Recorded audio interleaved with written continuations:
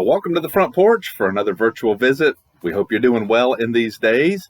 And so it's a beautiful day out here this afternoon. It is gorgeous out today. And it has been a beautiful week. I love it. Cooler temperatures at night, the humidity's down, warm during the day. Beautiful sunshine. And beautiful sunshine. It has been a beautiful week. And we have been given recently a porch swing. Yes, we have. So we've been spending some evenings out on the porch swing. Does that make us old people? Well, my brother thinks so. It's fun to sit out on the porch swing and we just kind of hang out and talk. So that's been the excitement in our life here lately, is the new porch swing. But the last virtual visit we did was the week before Mother's Day. And the weather, if you remember, Was that nothing week, like now. it was miserable. Yeah, it was. And I think there were frost warnings just about every other night leading up to Mother's Day. So we had talked in that video how we were hoping to put out some garden stuff and some flowers, but we hadn't yet. Well, now, of course, all of that stuff is out. Yep. So we put out a little garden. I'll include some pictures of all of this stuff as we go along. But we put out a little garden, some jalapeno peppers and some cucumbers. They're supposed to be little baby cucumbers that you use for pickling, which is what Lily and I like to do. We like to make pickles. So we're going to make some pickles whenever those come around, and hopefully they do. And we're going to try pickling some jalapeno peppers with the cucumbers and seeing if that makes some hot pickles.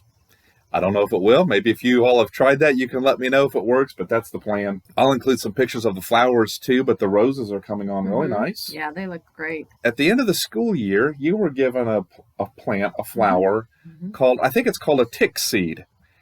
I'd never heard of that before. No, me neither. Maybe some of you have heard of that or you're familiar with it. It's a beautiful plant, and it's supposed to attract butterflies.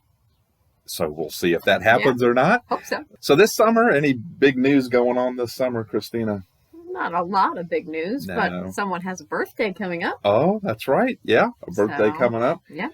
Any big plans for the birthday? That's what I want to know. The kids we're planning something. Okay. Well, we'll find out. That's a surprise. So. And your brother and his family, they're moving down to Florida at the end of the month. So that's kind of been some big news around here.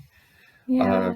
Sherry got a job down in Florida, and Johnny teaches online, so he can go about anywhere. So they're moving down to Florida at the end of the month, and I'll be driving them down there, a whirlwind trip down there, and flying back over the course of about 3 days. Yeah. So that'll be a quick trip, but we'll be sad to see them go for sure. Yeah, I will be, but good for them. Yeah. And Lily and I got to go camping a couple of weeks ago. Lily loves camping. Yes. If you don't know this about her, she loves camping. And if you ask her, she will tell you all about it. Yes, she will. You remember over the winter, she'd pack every other week. She'd pack for camping. Yeah, she would. In anticipation of being able to go. Yeah. And so the day that we were actually able to go, I don't know how much she had packed, but we had to pare it down quite a bit. But we got to go, and we did tent camping this time around. And I learned that I'm getting too old to sleep on the ground anymore. If it would have been more than one night, I don't think I would have made it. I had to put out an air mattress or something. But one night it was okay. But we had a good time doing that. Yeah, she loved it. Yeah. So the summer's well underway, and it has been busy, but good stuff. And one of the things that we have started up for the month of June anyway, is a youth program at the church on Sunday afternoons from 4 to 5. We meet with our youth there and have games and Bible study and snacks, just that sort of thing. But it has been good to get back together. It has been. It's been a lot of fun. Yeah. Just to see their excitement, and it's just been great. I really enjoyed it.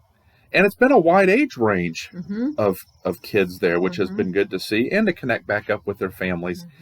And so Christina and I take the group that their age going into 7th grade and up. That's the group that we take. And so the past couple of Sunday nights with that group, the first Sunday night we thought about fear and how to handle fear in a God-dependent way. That God is our refuge and strength and present help. And we handle fear by looking to Him. And, I think a lot of times with younger people, we kind of expect them to handle fear Yeah. on their own, by their own strength and ability. Mm-hmm. And, when they're afraid of things, we say, well, just don't be afraid of that, or that's nothing to be afraid Mm-hmm. of. And we kind of forget what it's like to be a young person. Yeah, we do.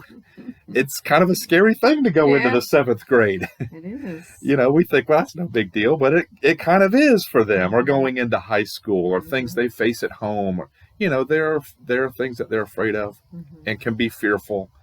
And so we talked about handling fear in a God-dependent way, and that He is there for them and with them. Mm-hmm. And then this last Sunday night, we thought about knowing who God is, that they don't have to guess or wonder or conjecture about who God is. God has revealed Himself to us in His Word, who He is and what He's like, and most fully through the person of Jesus Christ, and that we can know Him through Christ, but we don't have to wonder what God is like. But anyway, with those lessons and with the ones upcoming, I've been thinking back to Ephesians chapter 1 and the prayer that Paul prays for the believers there. Because no matter how effective we think we can teach a lesson, which I wonder about sometimes, but the kids grasping these spiritual truths isn't going to be about how effective you and I are at teaching these biblical concepts and truths. It's going to be about the Lord imparting spiritual wisdom and insight to them. And that's true for any age group. That's true for any adult. Yeah. That's true with any spiritual truth. If we're going to grasp it in a way that applies to our lives and honors God, He has to impart it to us. So you remember that prayer in Ephesians 1 that Paul prays for those believers. I'll read it here. He prays that the God of our Lord Jesus Christ, the Father of glory, may give you a spirit of wisdom and of revelation in the knowledge of Christ. I pray that the eyes of your heart may be enlightened, so that you will know what is the hope of His calling, what are the riches of the glory of His inheritance in the saints, and what is the surpassing greatness of His power toward us who believe. So I've been praying that for the young people, that God would open their eyes, their hearts, their minds to these truths. So there's a great comment by Calvin on that verse, and I wanted to read it as we close today about that prayer. He says, "The minds of human beings are ill-fitted to receive so sublime a mystery. So he betakes himself to prayer, that God would enlighten the Ephesians in the full knowledge of Christ." So I'll leave you with this encouragement. Maybe you're sharing scriptural truths with your kids, or with a friend, or with a parent, or with a coworker. Take yourself to prayer and pray that God would open their eyes and grant wisdom.